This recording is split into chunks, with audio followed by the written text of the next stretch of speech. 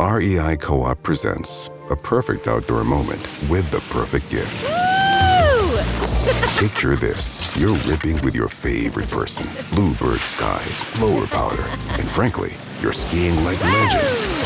So sick. Another lap? Thanks to REI's curation, from lid to sticks, you nailed the gift. No way. How'd you know? Does it get more perfect than that? Give without guessing. Shop in store or visit rei.com. Getting ready to step into your career era? Set yourself apart with Adobe Creative Cloud Pro for students. Hone your skills with apps like Photoshop, Illustrator, Premiere Pro, and more, powered with the latest in creative AI. Students save over 55% so you can build a portfolio you're proud of. Launch your future with Adobe Creative Cloud Pro for students. Visit adobe.com/students to learn more.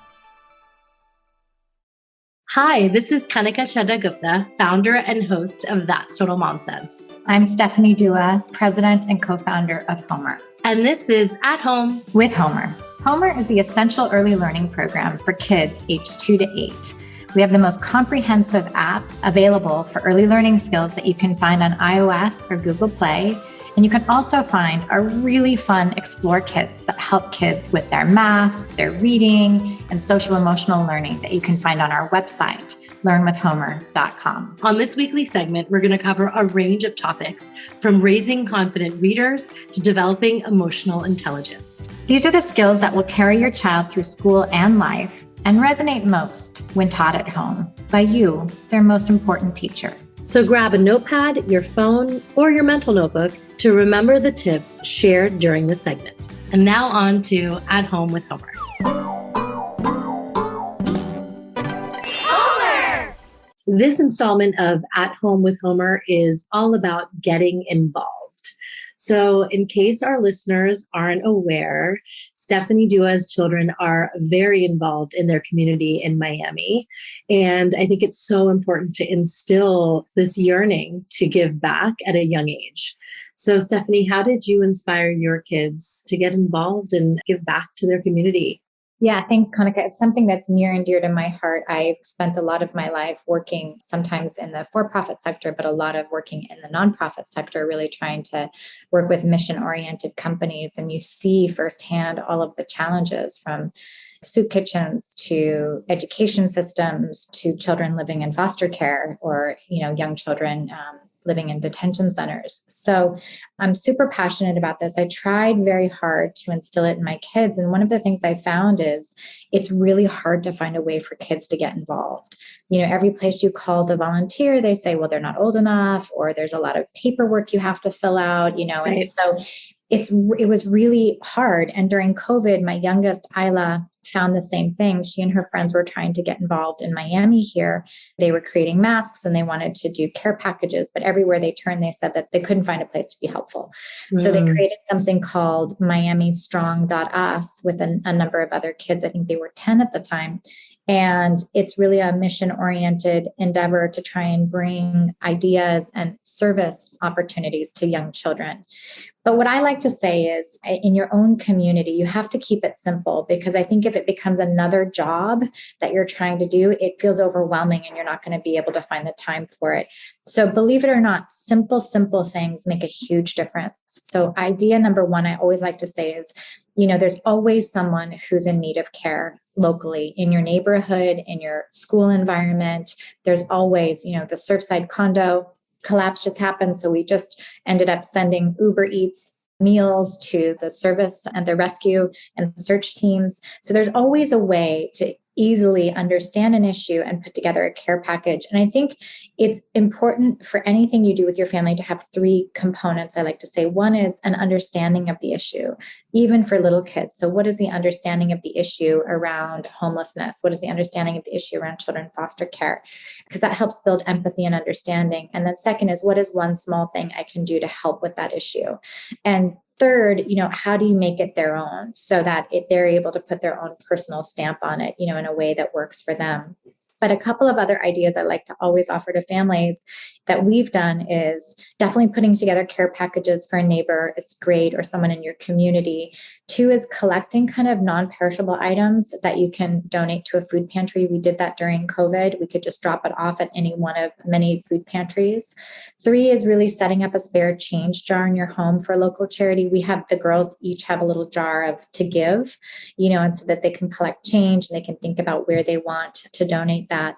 And even small things like looking around your neighborhood when you're walking your dog and saying like, we should pick up this trash because having trash around our neighborhood is not good for the environment, or we should use recyclable containers instead of single-use containers because that's not good for our environment.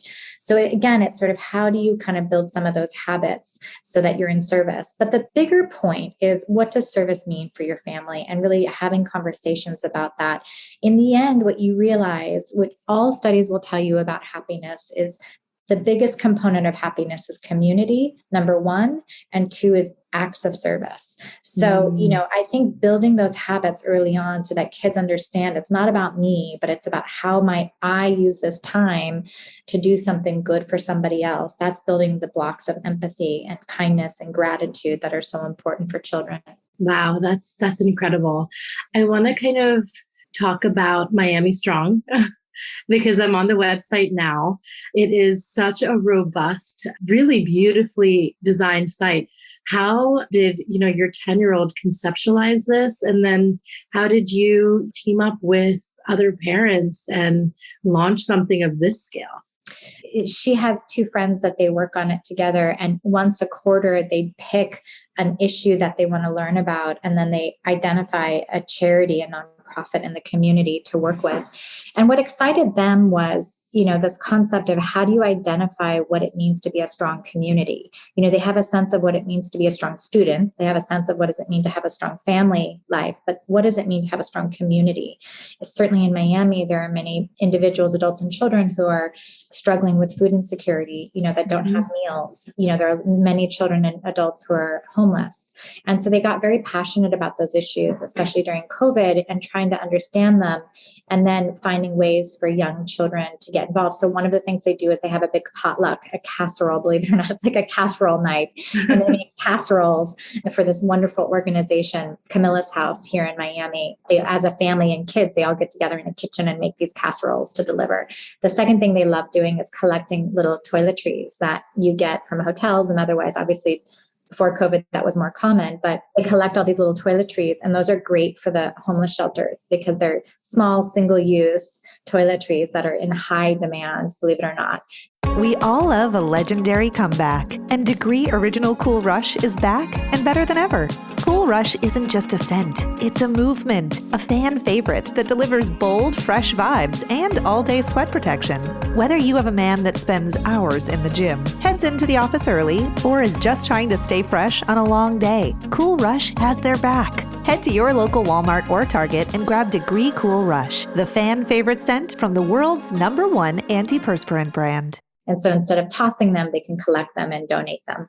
So it's really just about picking one thing, not making it overcomplicated. But for these girls, they were really interested in homelessness, and they were really interested in food insecurity and how do you get meals in the hands of kids and adults who don't have access to it. Yes, no, that's great. But advice for the parents, for how they got the website up, how they built their community, how, is it Facebook driven? Yeah, exactly. Well, so the good news right now is they are so technically savvy at this age. So they know Canva, so they know how to create templates, Squarespace, I think, just to create a website, so all of this is self-serve now. And so they didn't even need to know how to code. They just needed to use a few YouTube tutorials and figure out how to set something up. And then they use stock photography largely to kind of create it. And, the big thing was not getting in their way, really letting them lead and letting it be their thing. And, now they're starting their next project again. So they're busy kids, right? So you also have to make it something that's manageable for them, but they really enjoy the community element because they get together, they're girls, there are like 12 of them, they get together and it's a fun event to do. They'll go to the mall and they'll buy some things, and they'll create care packages for kids.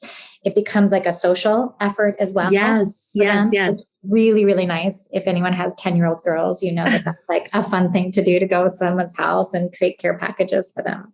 Oh my goodness, that is really enterprising. And it's so amazing how they came together, and they're learning as they go. It's their own kind of project, and they're giving back in the process, which is the best part of it. I wanted to also ask you about, with younger kids, how can we really spell out the fact that there is adversity in the world? Mm-hmm. There are those who are less fortunate than us. And I'm kind of tracing it back to my childhood. We would go to vacation in India every year since I can remember. And I would see abject poverty. Yeah. Firsthand, and seeing 8, 9-year-old girls looking through a car window at me, looking just like me.